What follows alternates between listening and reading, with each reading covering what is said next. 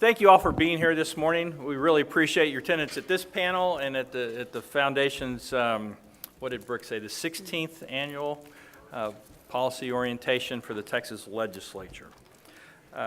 Before we get into the topic of the panel, we're trying to promote our Prosperity Promise that you can go see on our website. It's an effort to it's our pledge to secure and extend Texas' success through 2019 and beyond.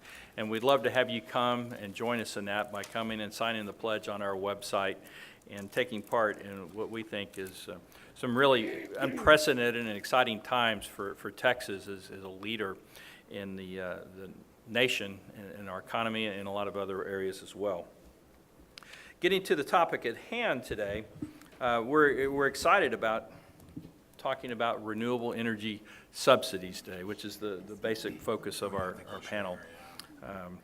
Texas, as most of you know, probably Texas leads the nation in generation from wind energy, generation from turbines.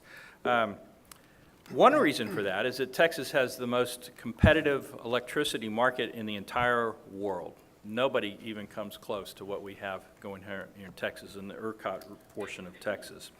But and so wind can get in there and compete just like anybody else and compete on price.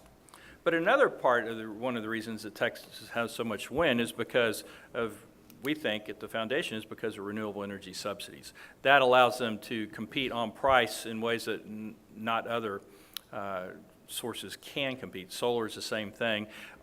All generation sources get some kind of subsidies, but the per unit subsidy is much higher for wind and renewables. And so we're here today to really talk about all those subsidies and what they mean. We've got subsidies at the federal level, the production tax credit. We have subsidies at the state level and free transmission lines out to West Texas and the Renewable Energy Credits Program. We also have subsidies at the local level when it comes to tax abatements.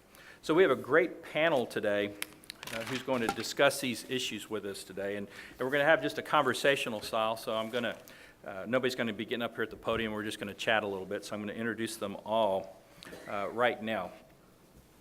Our first panelist to my right here is Bill Magness. Bill is the president and CEO of ERCOT, which manages the electricity grid here in Texas. He's been in that position since 2016, and he has been active in the utility business for over 25 years, working with electric and telecommunications companies nationwide. He's held executive management positions in the public and private sectors. And something I didn't know today until I read his bio, that he early in his career, you must have started as a child, I suppose, you served as a federal prosecutor in the U.S. Attorney's Office in Detroit, I believe you told me, right? So please welcome Bill to.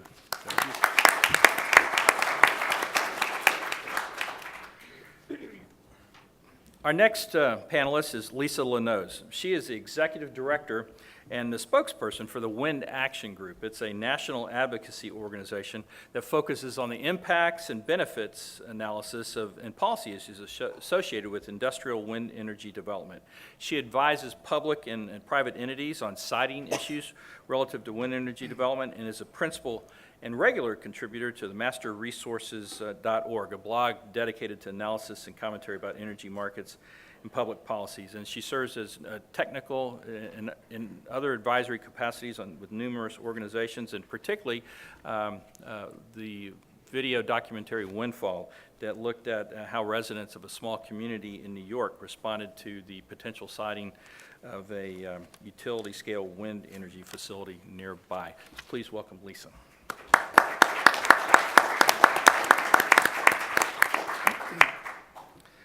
Our next panelist is Senator Donna Campbell. She is a board-certified emergency room physician, a retired ophthalmologist, and a proud parent of 4 daughters. She represents Senate District 25 in the Texas Senate, a 6-county district which includes parts of San Antonio and Austin. Currently, she serves as the chairwoman of the Veteran Affairs and Border Security Committee, and also sits on the Education, Business, and Intergovernmental Relations Committee, and she's a strong champion for liberty in the Texas Legislature. So please welcome Donna Campbell.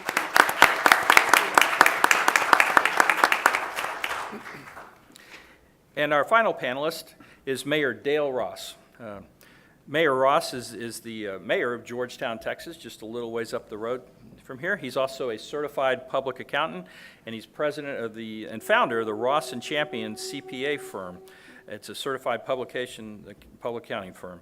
He's led his city to being the first city in Texas powered by 100% renewable energy, and has been a strong supporter and voice in promoting renewable energy around the world, including in appearance with Vice President Al Gore in the August 2017 release of An Inconvenient Sequel. So please join me in welcoming Mayor Dale Ross.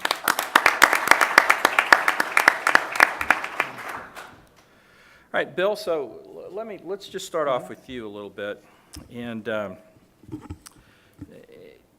you manage the grid for us, ERCOT does, and just make sure that the lights keep on and everything balances out. I read a quote from you a little while back that you talked about when the CREZ lines. We built these power lines out to West Texas out there, and you said that those created an increased incentive for additional wind to come into the system. And y'all have spent a whole lot of time figuring out how to make that work over the years. So could you just talk to us a little bit about how that has worked out over time, challenges you faced, and kind of where that stands today? Sure, I'd be happy to, Bill.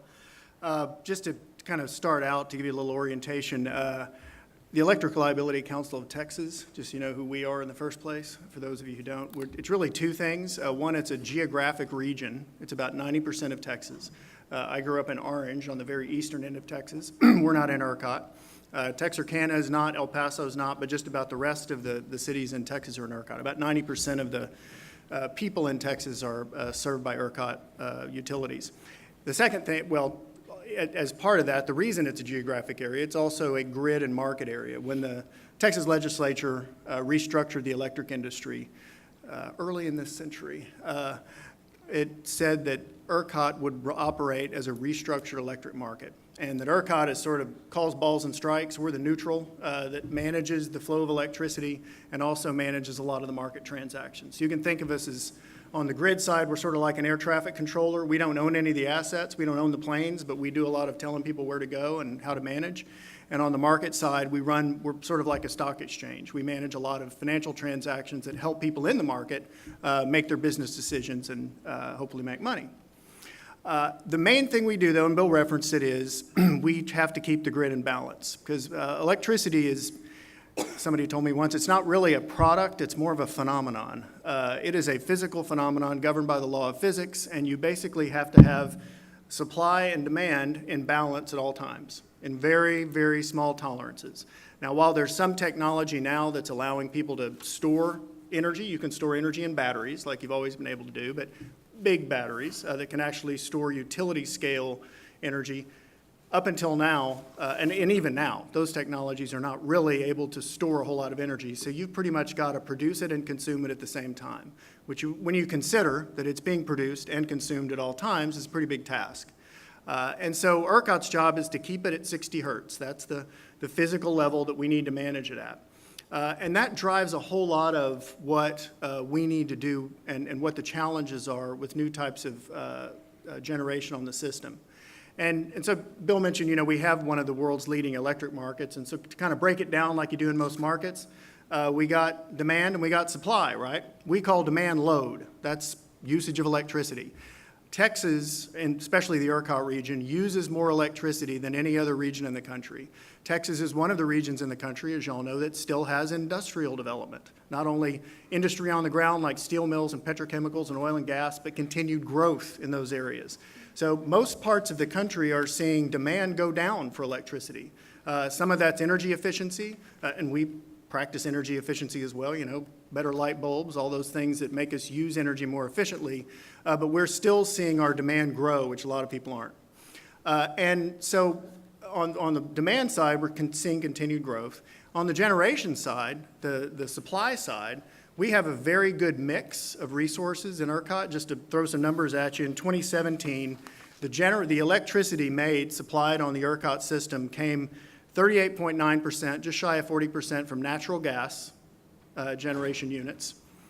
Coal gave us 32.2%. Wind followed that at 17.4%, and nuclear at 10%, and then the rest minor other sources of generation, including solar, which there's not a whole lot of yet. And we've seen the amount of wind, as Bill referenced, grow dramatically, particularly as we built the electric transmission system to carry the wind out from where it blows to where the people live and use the power. And that's, we can talk in more detail about some of these as we have our conversation, but from a grid operator's perspective, that brings on some challenges because fundamentally, when you're trying to manage the flow of electricity and the balance of supply and demand, historically on the grid, you had things like nuclear plants, coal plants, gas plants. An operator can call the operator at that gas plant and say, I need more from you, or I need less from you because demand has gone down and we got to keep it balanced. And we can do that with a nuclear plant, with a coal plant. With renewable resources, the central thing for us is they're not dispatchable. That is, my operator can't tell the wind to blow. My operator can't tell a cloud bank to go away with solar. And so it changes the dynamic. Still produces a lot of megawatts in our system. Like I said, 17% of our energy last year came from wind, but it poses challenges for us in managing that intermittent nature of the resource and how, when you have something that goes like this, and you got to keep it like that, that's a challenge. It makes us forecast the supply in a way that we never really had to before. You always have to forecast what your demand's going to be, but now we're forecasting supply as well. It affects market pricing. And I'm sure we'll talk about that some more as we go through, and affects the tools that we need as a grid operator to be able to manage the grid and make sure that we keep it sound and secure. So I know we'll talk in more detail about all those challenges as we go, but there are several that have arisen, but that's what we're here to do is meet them. So that's what we try to stay ahead of every day. Good, thank you. I think I'm going to add that to my portfolio of things to say about that. We're trying to get something to go like that to be like that. And be sure and hit the mic when you do it too. That was got people's attention. Huh? Good, I like that. Well, thank you very much. Thank you very much, Bill. Well, Lisa, so your organization, well, it says on your website, your organization is one thing it does is it exposes the impacts of industrial wind energy on our environment, economy, and quality of life through fact-based analysis. Renewable energy gets pretty good press. You don't hear about these kinds of concerns that your website is talking about. Could you talk a little bit about, why that's the case? What's going on out there that needs this kind of analysis? Thank you, Bill, and thank you everyone for allowing me to be here. It's very interesting what's going on with wind power, and just let me tell you a little bit about the history and why I'm even here. You could probably tell from my accent, I'm not from Texas. I'm actually from New Hampshire, where winter is with us 6 months out of the year, and we have no land. Okay, so it's a natural, when people talk about wind power in a state like New Hampshire, everyone gets up in arms because it usually means turbines are right in your backyard. But basically, let me explain where I'm coming from, because that's not what's driving my concerns around wind power or my organization's concerns. I became engaged in the debate back in 2004.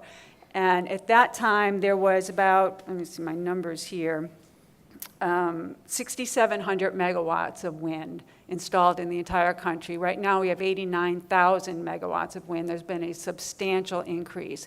At the time, Texas had about 1,300 megawatts of wind. Now it has about 23,000 megawatts of wind. That is as of the end of 2017.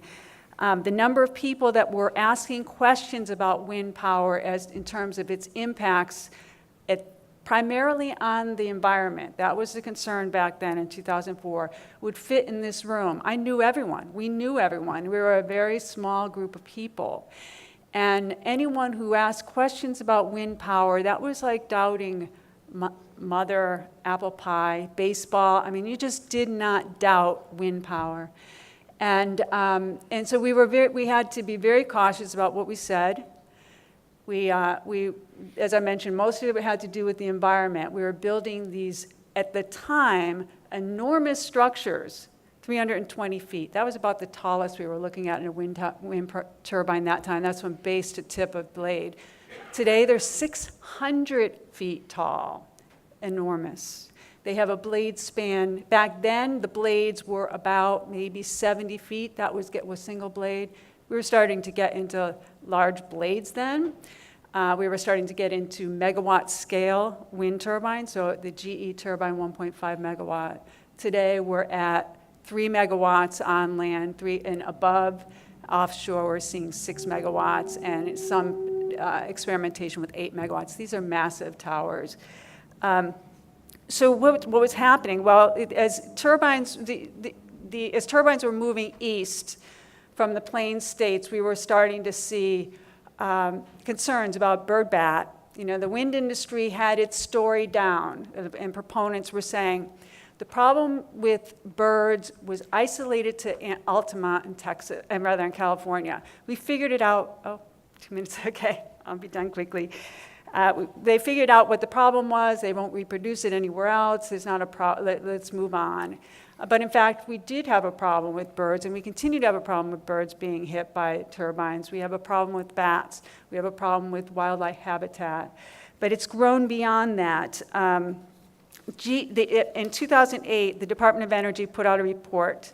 It was called 20% wind power by 2030. It was perceived or presented by the Department of Energy as a roadmap, a feasibility study. Yes, it's possible to get to 20% by 2030 wind power. What it was sold as by proponents of wind power was that it's a mandate coming down from the federal government. And much of what was in that report was not actually read. I just want to give you a couple of the caveats that were in that report, and then we could, and I'll move on.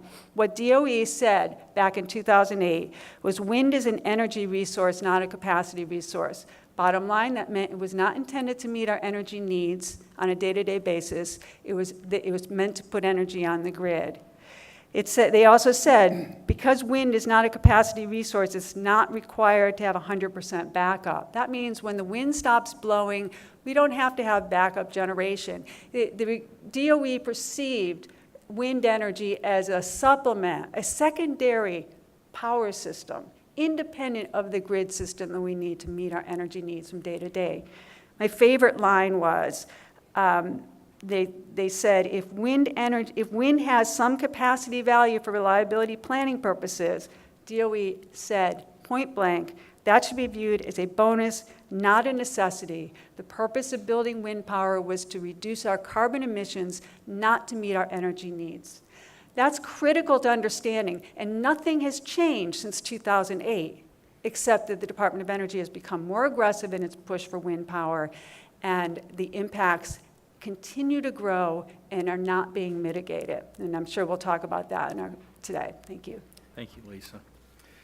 Senator, we've got some good background nationally and here in Texas, and let's focus in a little bit more now on some of the specifics around wind generation in the state. So you passed a bill last session that, for the first time ever, rolled back renewable energy subsidies in Texas. But your focus in that bill wasn't so much on renewable energy in the sense as it was on the BRAC process, protecting our bases from potential closure because of any kind of problems that turbines might have in aviation circles and things like that. So that's been accomplished. But so do you still have some concerns about, particularly not wind energy, but subsidies for wind energy and the effects they might have on Texas? Good question. It's great to be here. Thank you so much for inviting me. Yes, the purpose was to support our military installations, those with aviation, our aviation bases. But when you're talking about the renewable energy and the subsidized, the fact that we subsidized our renewables, wind, the government really should not be picking winners and losers. You might remember President Reagan had summed up government's view of the economy in a few short phrases of, if it moves, tax it. If it keeps moving, regulate it. If it stops, subsidize it. And I think we could add that if it starts moving after you subsidize it, yeah, good luck stopping that. So when the government started to subsidize renewable, coal was king then. But now after decades of taxing and regulating coal while subsidizing wind and solar, coal is struggling to stay profitable. Yes, it also has a free market competitor, natural gas. Upgrading coal plants with the new technology is too expensive to keep to compete on the open market, where it must also compete with subsidized renewables. So this is an example of how government intervention tips the scales of the free market. Supporters of the so-called clean energy will say, good, we need to be eliminating coal. But wind and solar are far less reliable energy sources. After all, the sun's got to shine and the wind's got to blow. This energy generated, it's intermittent, and that makes it unreliable. Energy diversity is important. I mean, that's not a question, because the diversity helps us ensure reliability. But there's a place for natural gas, coal, nuclear, wind, and other renewables. However, by subsidizing wind and solar, we're driving investments toward renewables at the expense of our reliable energy. The volatility that's created by relying too much on wind and solar has now started a conversation in Washington, D.C. about, well, should we create subsidies and targeted mandates for both coal and nuclear? So at the government level, rather than talking about ending subsidies that distort the marketplace, they're talking about adding more subsidies to further distort the marketplace. And I think this is a classic, terrifying case of, hi, we're the government and we're here to help. It makes far more sense just to simply end the subsidies and allow the free market to work. But the reality of politics is it's easier just to start a new subsidy than to end the old one. So we in the government, we're our own worst enemy. Last session, yes, I proposed, and we did pass, ending the abatements for wind farms when they're located too close to our Air Force bases. They pose a risk to pilot safety, threaten their mission, all of factors which could lead the base vulnerable to closure, base realignment and closure. So you can imagine the devastating effects on the towns that have military aviation bases, such as San Angelo, Abilene, Naval Air Station, Kingsville, Wichita Falls, if they lost their military installation. In the case of my bill, we just created a buffer of 25 nautical miles around these 8 airfields. They would not be eligible for the abatement if they built a project within that perimeter, and because it threatens the base. In other words, the Texas Economic Development Act, which created the Chapter 313 subsidies, it was to foster job creation. And from the Comptroller's office, it's costing us $300,000 per job when it comes to taxpayer dollars being utilized for these projects. And there's no limit to the number or the value of the projects that can be exempt. So while 313 exemptions can be helpful in bringing in manufacturing jobs to certain areas, which I am not as inclined to oppose, they're often applied to renewable energy such as wind farms, with the number of direct jobs created per project being between 3 and 10 jobs, subsidizing millions of dollars for this almost insignificant number of jobs, and that is hidden in the cost of wind energy that we're footing the bill for as taxpayers. The bill was opposed and fought. My bill was opposed and fought by the wind energy and lobby. Finally, it did pass. These 313 agreements, when you look at it, they're property exemptions that are approved by school districts. And every time one of these is approved, we, the state, have to step in and make the school district whole for any lost tax dollars. School districts often are also given huge kickbacks or payments that they use that the companies who are seeking the abatements get. They're used for school buses or other projects just to sweeten the deal. And needless to say, the projects do get approved, even though the cost to the state, again, is around $300,000 for every one job created. And that's not a partisan number. That comes from the state comptroller's office. So let me be clear, I'm not opposed to wind or renewables, not at all. I am simply looking at the economic numbers and the repercussion of favoring them over others, of us picking winners and losers without end. And if the goal was to give wind energy an initial boost, we've succeeded. Wind energy production exceeds the goals that Texas had that we've ever set for it. So it's just it's time to put an end to the incentives of the renewables. All right, thank you, Donna.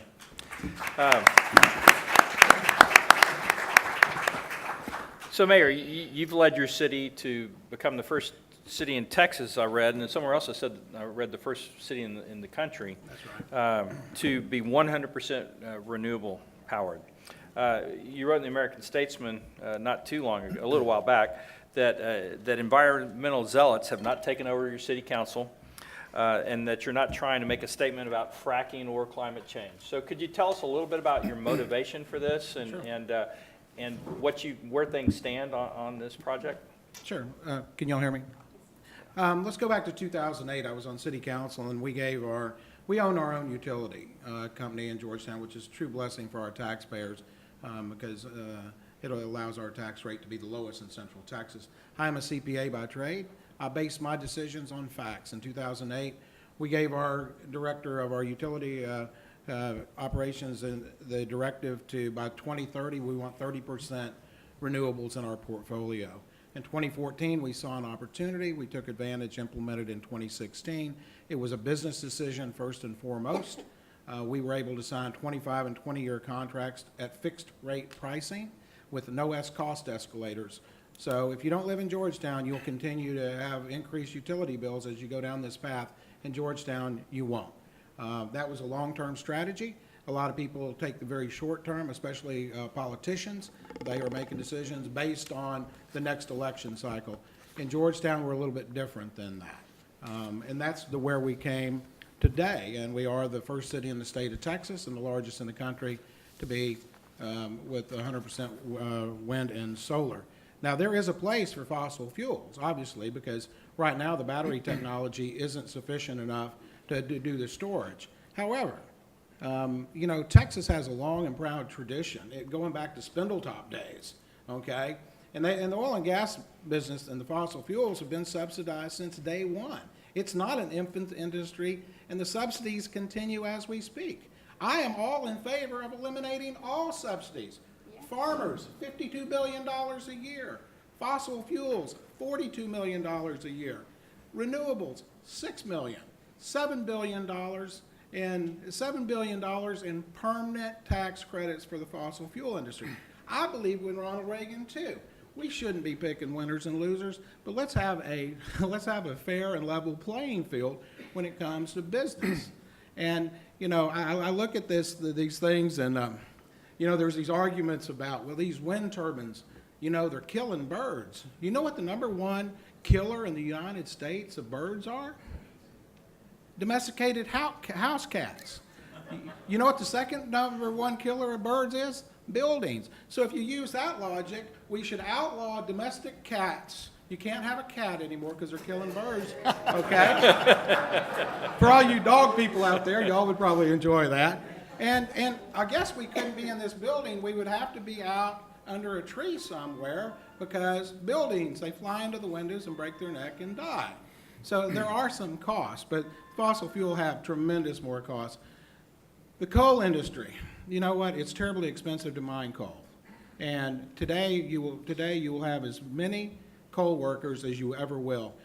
In 2018, there are 4 coal plants in Texas that are scheduled to be closed. Okay, coal is not going to be able to compete with natural gas. It's certainly not going to be able to compete price-wise with wind and solar.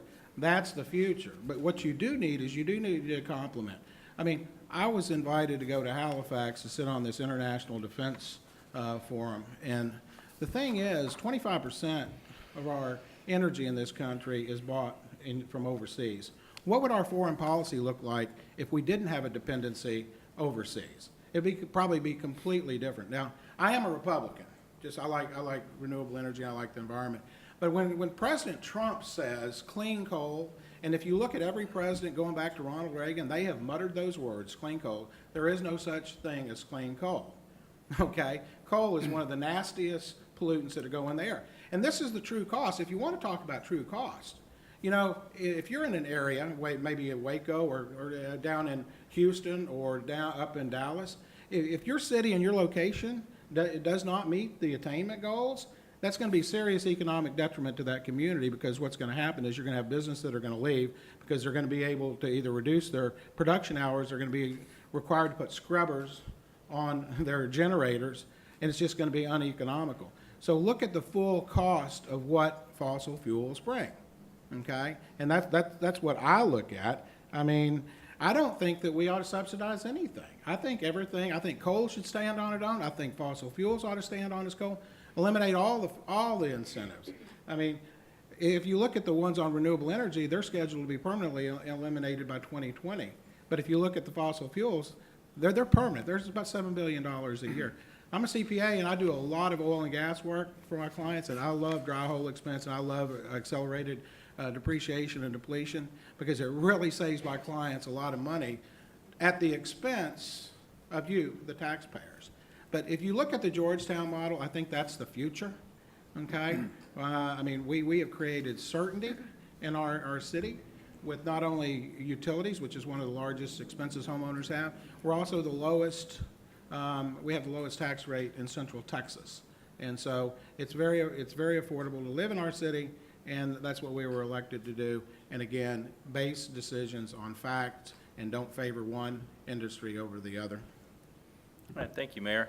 Well, it seems like we have a consensus against subsidies for anything, so we might as well just wrap up the panel now, I guess. Let's go home.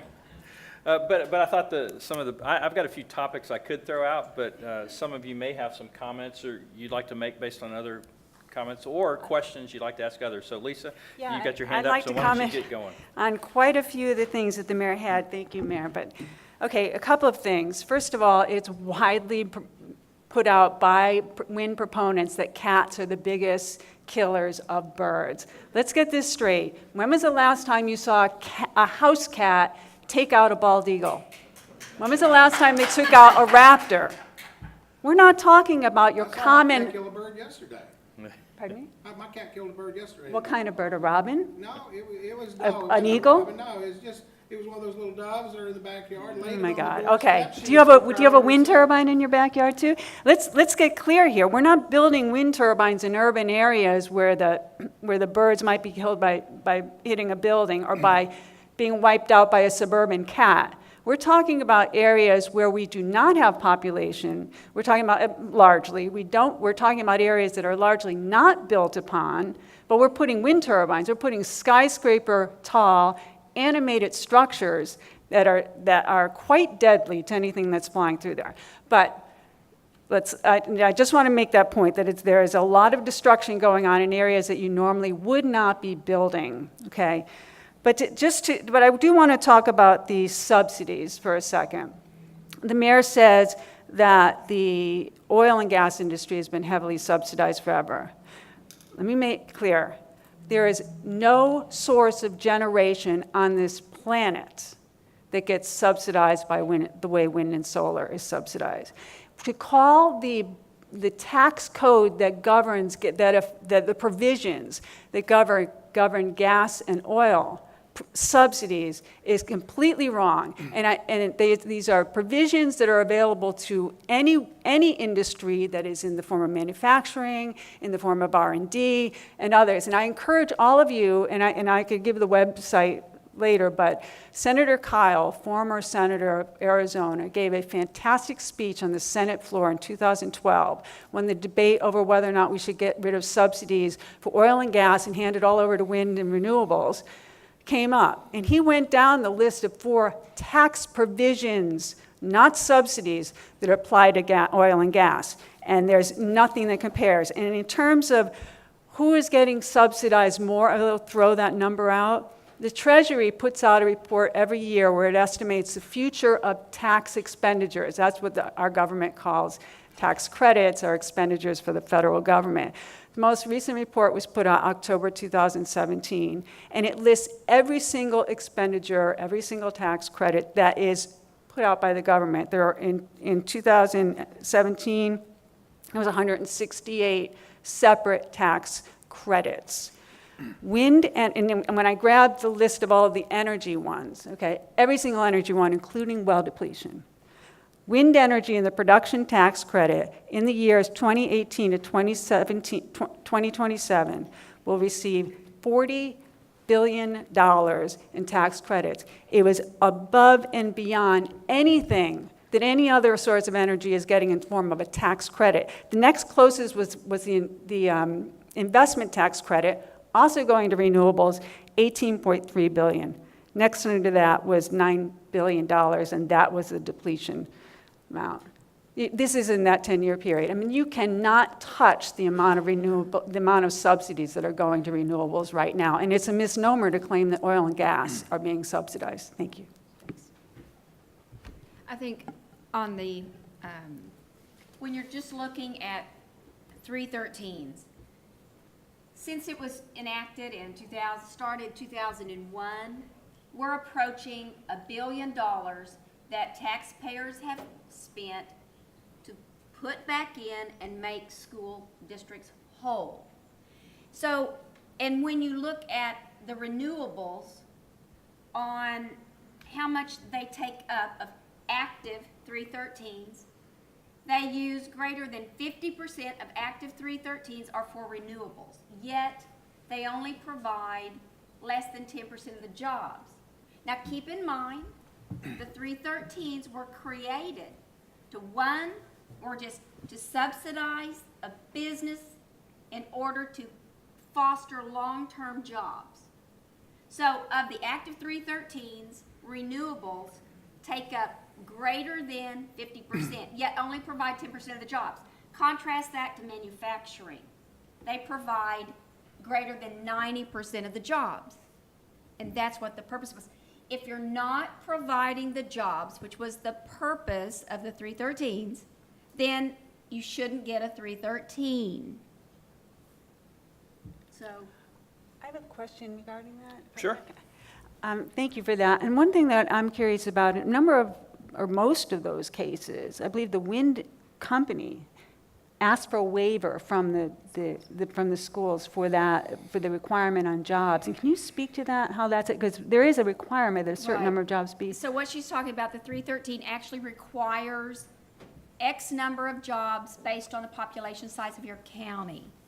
Small rural county may require 10 jobs that project must create, 10 sustaining jobs. However, the school district has the authority to waive the number of jobs that are required for that project. A larger city, it may just be 25 jobs that it can be waived. So that would be something interventionally or legislatively that could be looked at, was that the school districts not be able to waive what was put in statute as a requirement in order to get a 313. Well, first of all, I believe in local control, and I think the people closest to the people are the best suited. You know, when you're talking about school finance, this is what's going to happen thanks to our state legislature. The citizens of Georgetown are going to pay $200 on average in school taxes next year. You want to guess how much we get to keep in Georgetown? $13 out of $200. Okay? And if you look at if you listen to the comptroller, Mr. Hagar, you've got built into the next budget 7% increase on school taxes this year and 6% the next year. So, you know, while this may be important, I don't think this is tidbits compared to what the overriding problem is.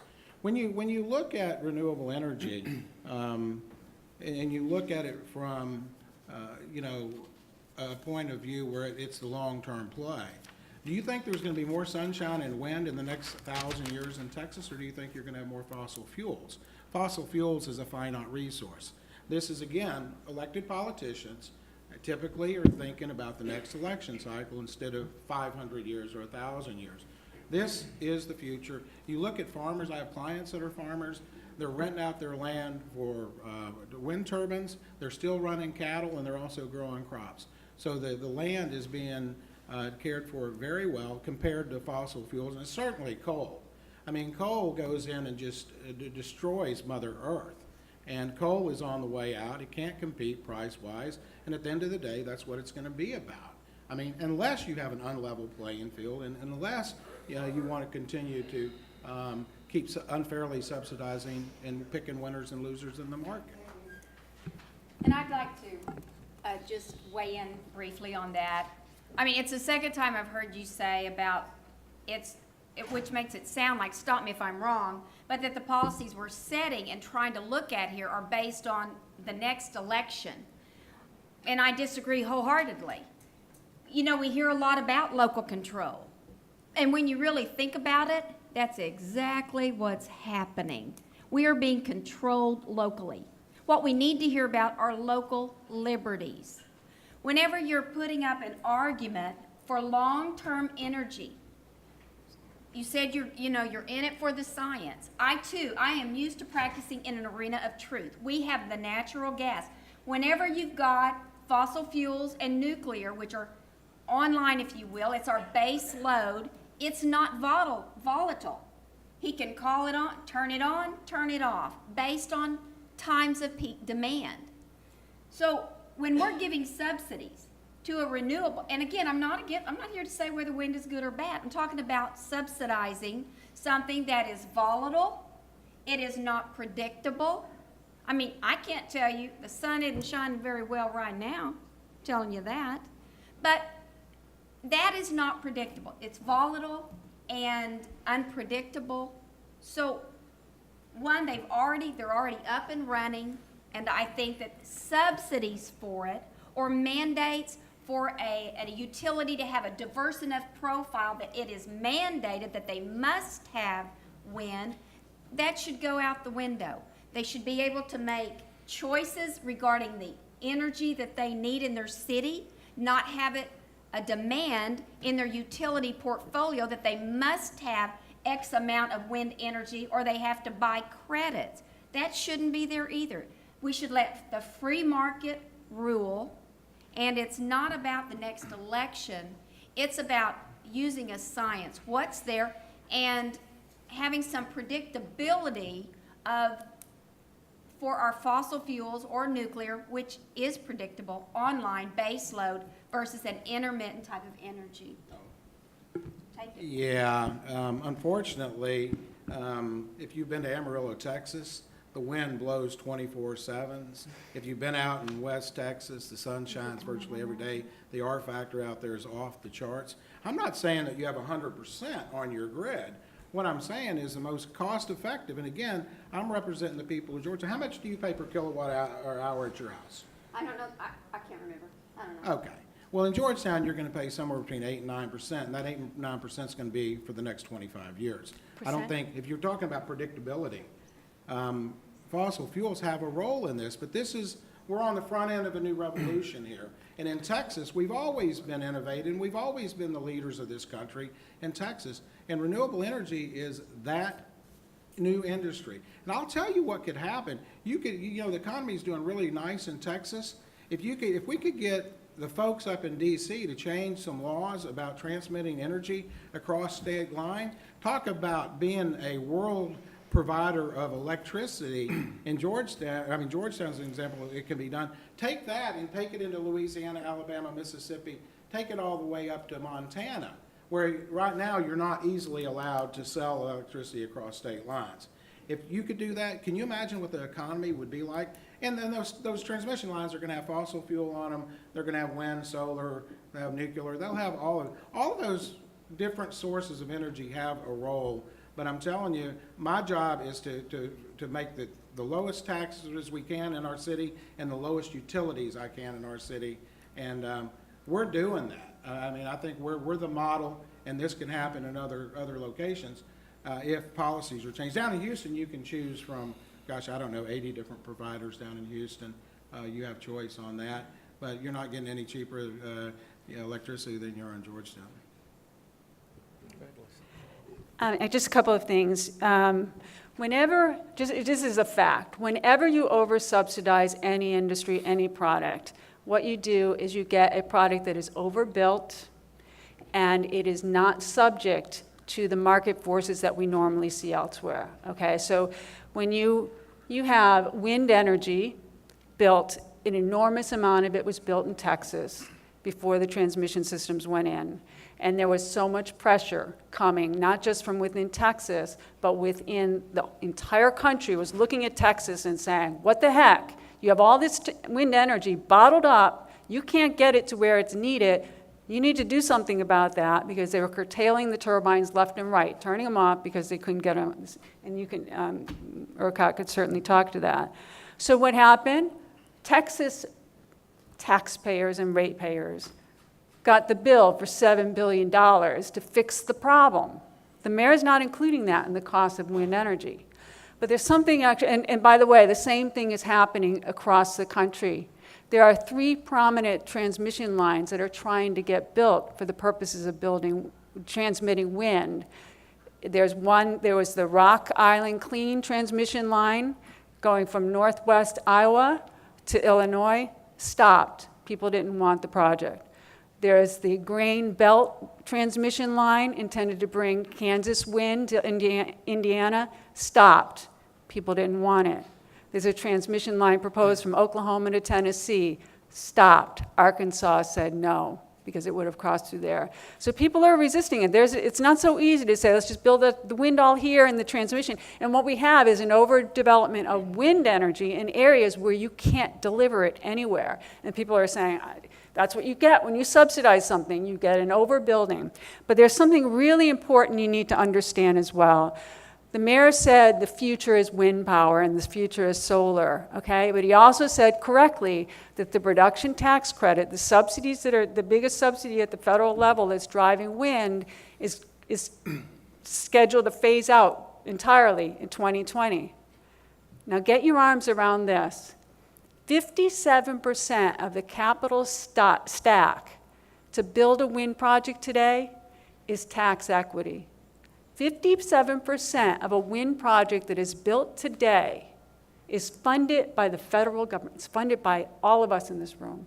That's coming from tax credits.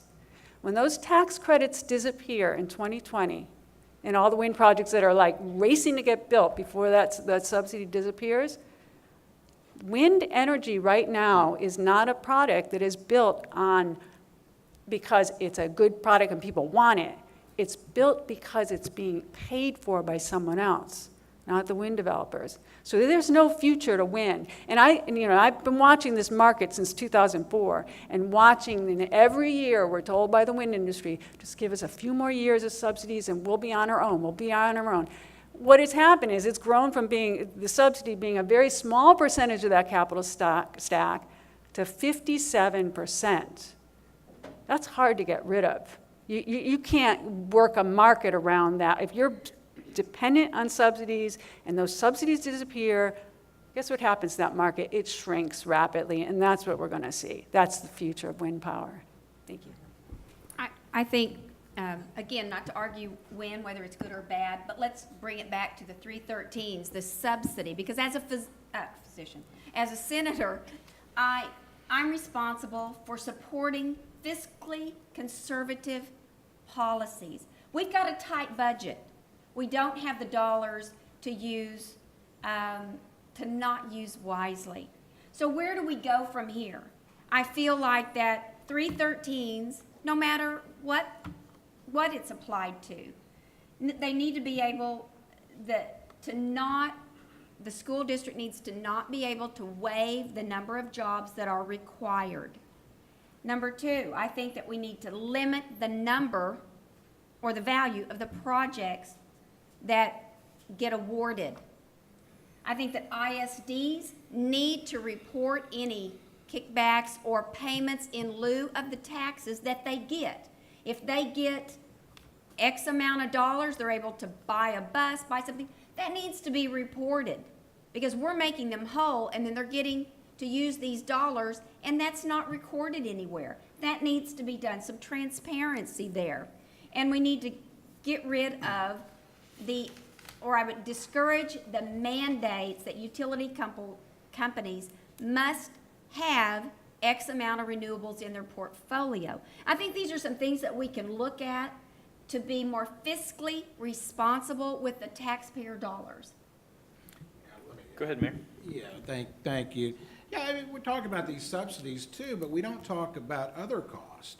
I mean, what, if you've seen the movie I was in last summer, From the Ashes, it's talk about the coal industry, and you have these kids in Dallas that are dying. You've got people with asthma and all kinds of respiratory. Who's paying for that? The fossil fuel generators aren't. Who's ultimately, at the end of the day, you, the taxpayer, is paying for that, okay? And that is, it's sort of like if you had trash in the back of your truck and you're throwing it out the back on the highway. Somebody's gonna clean that up. You don't have that issue with wind and solar. I mean, there is no dirty water when you're doing coal. There's no dirty water when you're fracking. I mean, you gotta look at the total package, and, you know, these things about these subsidies and stuff. I mean, people are throwing out numbers. The numbers are there. It's clearly, I don't like subsidies, but I'll eliminate all of them, and then see if the fossil fuel companies are screaming bloody murder if you eliminate all the subsidies.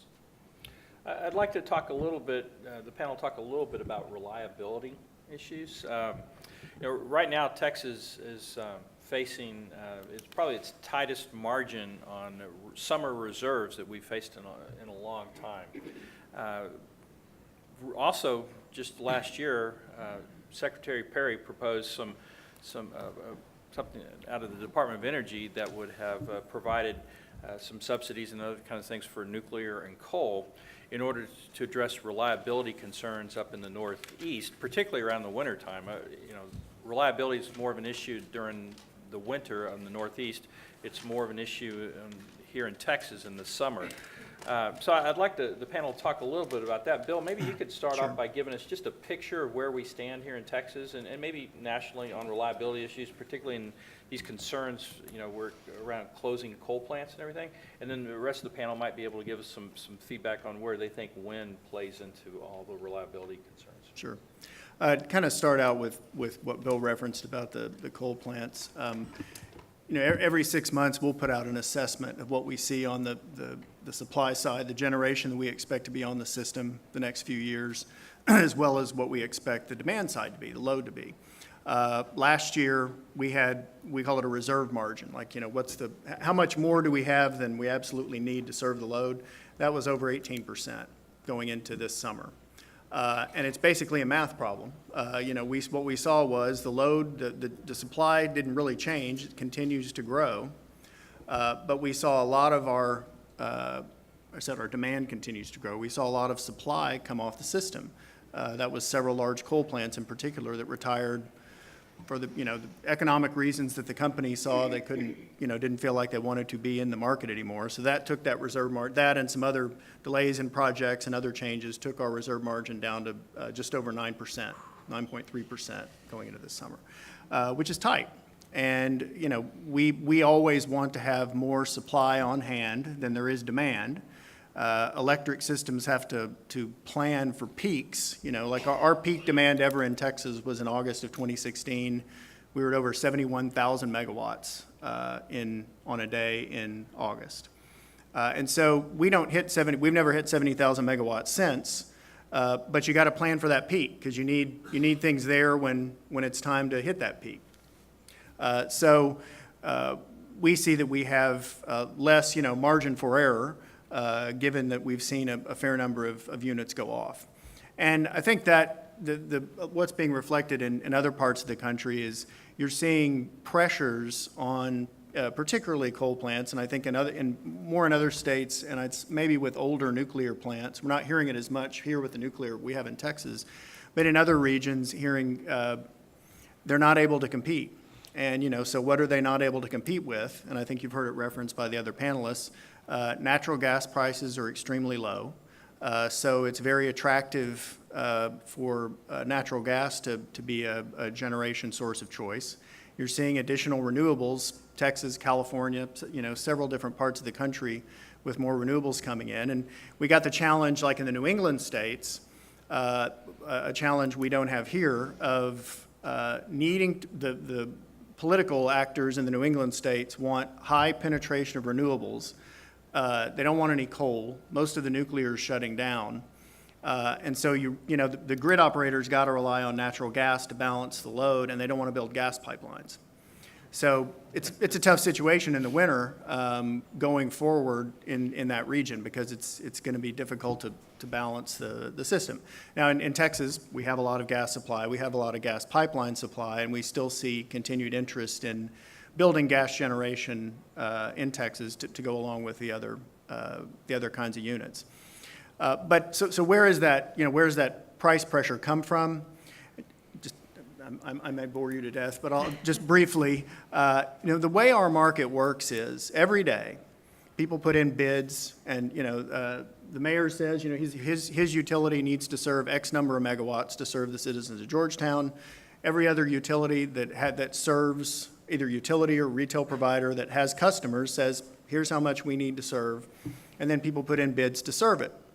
And the way that works is you bid based on what you're willing to take, from the market. That's kind of what you think, right? I mean, most people are going to bid, well, if I've got to buy fuel, if I've got to buy gas for my unit, I'm going to pay, I've got to include that in my bid, and my bid's going to go to a certain level, and then I'll put it in. And the way we select who serves, like today, we've got about 50,000 megawatts on the system, probably around that right now. The way we select it is we got a bid stack, right? And you select the cheapest thing up until you get to that last megawatt that you got to serve, and then whatever the price is that somebody put in for that last megawatt you got to serve, that's what everybody gets. Okay? So if there's scarcity on the system, and it's, the price gets pretty high because the demand is high, the supply is lower, people are bidding in, you get prices that reflect that. That's a supply and demand kind of market, right? Well, part of what's affected the viability of some of these other kind of units is if fuel supply is very inexpensive, the gas units can come in a lot cheaper, and that fuel supply has not changed the cost profile of coal or the cost profile of nuclear. So you'll see in the Texas market, if gas prices are high, those percentage numbers I gave you on how much coal versus gas we had, if gas prices are high, coal goes up. If gas prices are low, coal goes down, because it's competing on the margin with the gas. And usually the price of energy in Texas, in ERCOT, is based on gas as the marginal fuel. So part of what's affected things with renewables is if you have a wind turbine or a solar farm, and actually this applies to nuclear plants as well, you want to run. Nuclear plants don't like to turn off. If you know anything about the technology of a nuclear plant, they don't like to turn off. And they would rather pay the grid, they would rather pay the market to run in certain hours than have to turn off. And you call those guys price takers, right? Whatever the price is, I don't care, I'll take it, because it's more important to me to run than to make money for a few hours. And so what we've seen with wind in particular is, because there's no marginal fuel cost for wind or solar, they can bid very low. They can bid at zero and still make money. And from a consumer perspective, wow, no fuel cost. Prices are going to be cheaper. I think that the prices that are being reflected in the future from solar and wind are reflecting that. Their technology is getting better, and they don't have that fuel cost component. But the thing that's, when we talk about the production tax credit, sort of how that works out in the bid stack is, if I've got a production tax credit, I can make money from that production tax credit and still pay the grid to let me run. So I'm a price taker even below zero, right? Because if I can make $5 on my tax credit, or whatever your amount is on your tax credit during a period, you're willing to run, and you want to run more than you want to get paid by the energy market. So that tends to have an impact when does it matter? When it matters is if it's a spring day, a spring night. In Texas, we don't use a whole lot of energy. We'll get down to 25 to 30,000 megawatts is sort of our minimum now in Texas. Spring night, everybody's in the 60s or 70s. There's not a lot of air conditioning being used. So our demand goes really low, right? Well, the bid stack is filled up with stuff that's free or, bidding in at 0 or below. And so you may see times when we price energy at 15-minute intervals. You see intervals where the price of energy in ERCOT is negative, below 0, because the price takers are filling up the cup, right? And, great, that's fine, except those units that need to make money and need to run are not running in those times. And so that's where you see the pressure on other kinds of generation develop because of the difference in the new resources. So even when tax credits roll off, it changes the picture on what you can make money doing. But for now, we do see that impact from having those kind of units. And I think that's what has some impact on what you're seeing in other parts of the country. Yeah, if I could add to that, that's exactly right, what's going on in terms of, now think about this for a second. What you just heard is that there are energy resources on the grid capable of putting electricity out there, energy, at negative prices. That means, don't pay us, we'll pay you to take the energy. How is that possible? Can you imagine having your own business and paying people to take your product? You're not going to be in business very long, except if the federal government pays you for every unit that you put out there. Now let's put that in context. The production tax credit right now, well, it's changing, okay, but let's say, for the sake of argument, not getting into the details, the production tax credit pays 2.4 cents for every kilowatt hour that's put on the grid. 2.4 cents. That's a post-tax, so it's a tax credit, so it's a post-tax. It's pre-tax value before the tax bill came through. It's 3.5 cents a kilowatt hour. The pre-tax value of the production tax credit to the wind guy is 3.5 cents. How much is energy in Texas? I guess it's about 3.5 cents? 24/7? Yeah, roughly. The wind guys are getting paid 2 times the amount that anyone else is getting paid. Pardon? Yeah, it's somewhere in the neighborhood of average prices overall were like Right. $25 to $30 a megawatt hour. A So megawatt hour, okay, so so 3.7. translating it down to. So the wind guys are getting paid more in Texas than they're getting for the energy they're selling. They're getting more subsidy than they're getting paid for the energy they're putting on the grid. They could afford to go negative. They can go way negative and still make money. But when you have a product that has been overbuilt, it's unfairly working, and it's a competitive market, but one is highly subsidized to the point where everyone else is disadvantaged. And that's what's going on there. And that has got to stop. The wind industry, that's what's happening to our nuclear power plants in the Midwest. It's not just natural gas. That's what's going on. I want to give the panelists a little more time to talk about that, but I do want to get some questions. So why don't we see if there's some questions out here. There's a microphone right there. If you'd raise your hand right over here, Megan, and we'll do that, and y'all can respond. Go ahead. With energy generation, power generation, you have base load, intermediate, and peaking. Okay. How much installed capacity now here is rated capacity on wind wind and solar? I think of geothermal also as a renewable, but it's not in the same. It can be base load, which wind and solar can be. Okay. How much surplus, or how much surplus do you have, not rated capacity, but how much are you able to use of wind and solar? That's a really good question, and it's something we've been learning about as we have more on the system. And I think what you're getting at is, for example, if a wind turbine says its nameplate capacity is 100 megawatts, you can't necessarily count on 100 megawatts out of it, because its ability to generate power depends on the weather, right, and the wind capacity.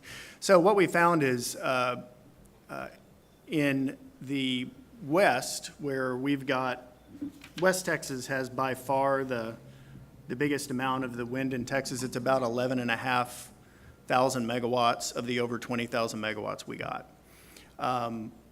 Overall, we count it at around 14%. So like when Bill says we look at what our reserves are for a peak day, we counted around 14%. Now, what we've learned is there's wind on the coast. Along the Gulf Coast, we've got around another 2,600 megawatts. That we can count on, in the summer, we can count on at about a 50% capacity. And it's seasonal. It depends on the season, and it depends on the location. So when we do our estimates of what we can expect, we're looking back at all the information we're gathering as we continue to have this on our system to find out what we can really count on. And with solar, it doesn't do so great at night. But, I think the expectation is if you have the sun out, you're going to get the power from the solar. It's pretty reliable in that way. It's a lot more available over the peak in the summer, or should be, if we see a lot of it, than we see with wind. That's just the weather, how the weather dynamics work. But does that answer your question, or? Yeah.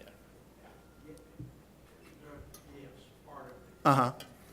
It's a management problem, definitely. And that was the point which the mayor of Georgetown suggested. He's concerned with something entirely different. Yeah. All right, go ahead, sir. We hear a lot about the subsidies given to the fossil fuel industry, and when you dig down into them, sometimes they say, well, it's the cost of the Iraq war, that's subsidizing the fossil fuel industry, or, oh, this repatriation of earnings overseas, which is available to any overseas manufacturer, oh, that's a fossil fuel subsidy.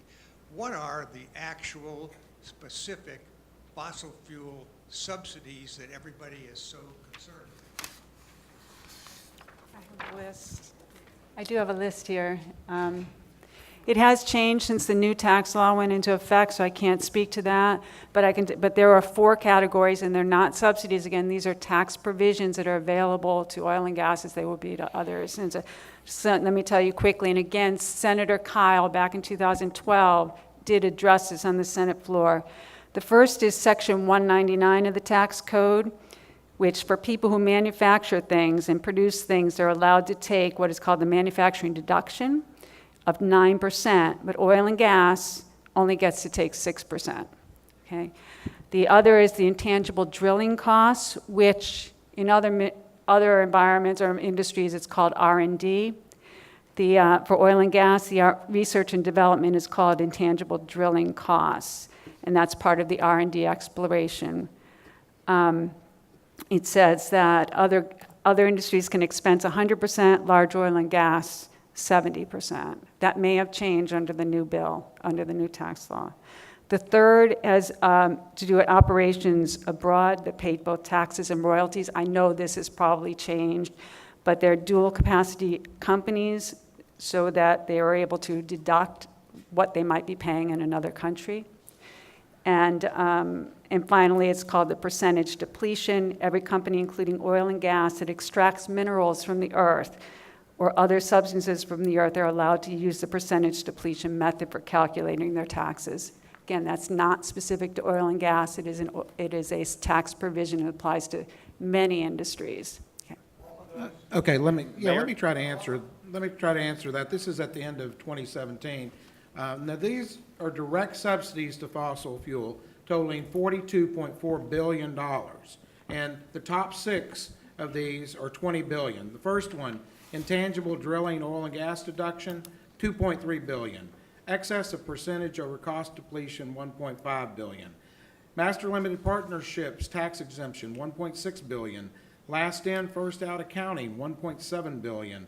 Lost royalties from onshore and offshore drilling, $1.2 billion.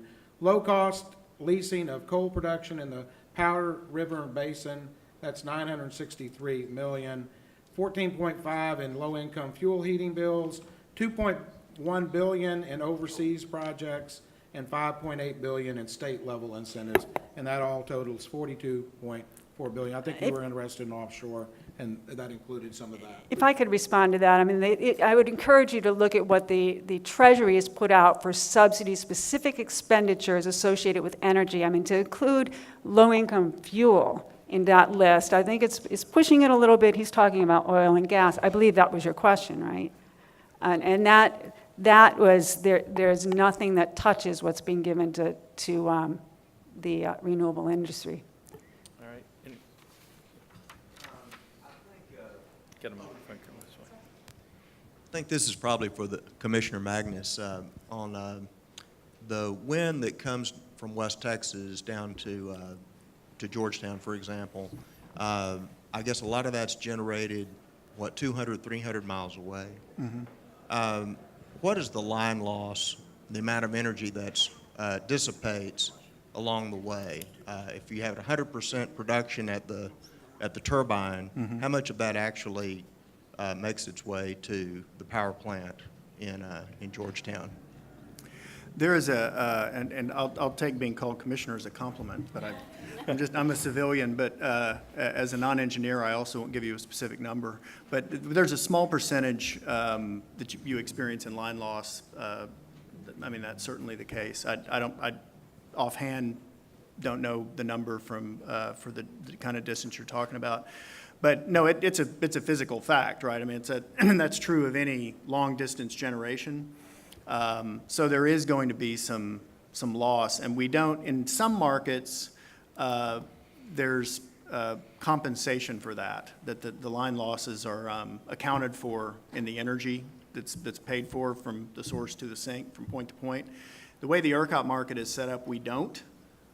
So there's no difference in the charge, whether the power plant is sitting next to you in Houston and transmitting half a mile, or if it's transmitting out from West Texas as far as the transmission line loss costs. Now, Public Utility Commission's looking at that and is, looking at whether that ought to be changed or not, but that's not something that we've done. And I think in addition to the line losses, having a system set up that has these very large distances between the generation and the load is something we're learning a lot about, because that's not typically how power systems were built, right? You place the unit where you wanted to place the generation unit, and you built the lines around it. Well, the difference with renewable energy is it works where it works, right? I mean, there's really good wind in West Texas, so if you want the wind, you got to build something to go get it. That's true in other parts of the country too. So we'll be learning a lot more about how you make sure you keep transmission systems stable that are responsible for that long distance transmission, especially when it's that much of the power system that's relying on that kind of transmission. All right, well, we're just about out of time, but I particularly want to thank you, Mayor, for coming here. You've been a little bit outnumbered here, and so I wanted to give you the last word if you had anything to add to this. Austin is my favorite suburb of the greatest city on planet Earth, Georgetown. And I like coming down here and using y'all's amenities and go back to sanity there. But Georgetown is a special place where the last 3 years we've been the first, second, and fifth fastest growing city in the United States for a city our size. So we must be doing something right. Y'all been a great audience. Thank y'all for having me. All right, and thank the panel too, and thank you for being here.